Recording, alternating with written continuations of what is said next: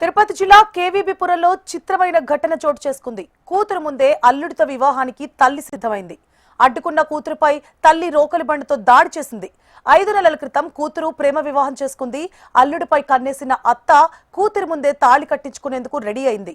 ఇదే సమయంలో కూతురు కేకలు వేయడంతో స్థానికులు చేరుకొని అడ్డుకున్నారు.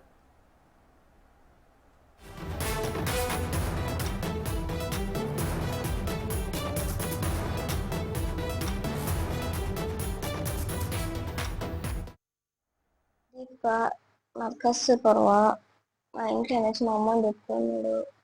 నేను అడిగి కొట్టినాడు. మనం ఎందుకు చెప్పలేదంటే నువ్వు చెప్తే నువ్వు చేసుకో అనేసి చెప్పలేదు, అందుకనే కొట్టినాడు. మా ఇంట్లో ఒకటే కొట్టినాడు. మా ఇంట్లో వచ్చి మా అమ్మని పెట్టుకున్నాడు. అది నాకు తెలిసిన ఒకటి అడిగినానని కొట్టినాడు. మా ఇంట్లో వచ్చి మా అమ్మని తెలియజేసుకోవాలనేసి మా ఇంట్లో నువ్వు ఎందుకు నన్ను కొట్టినావు అంటే మీ అమ్మ నన్ను తెలియజేసుకోవాలి కొట్టినాను. మా వదిన ఇప్పుడు చెయ్యిరిపోయింది. మా వదిన కూడా కొట్టినాడు. పుత్తూరు పోయేసి వాళ్ళ అమ్మ వాళ్ళ ఇంటికి వెళ్ళి వాళ్ళు వచ్చే వాళ్ళు పోలీస్ స్టేషన్. మా అమ్మ అడ్రాలు సార్ గుమ్మ నుంచి వస్తాను.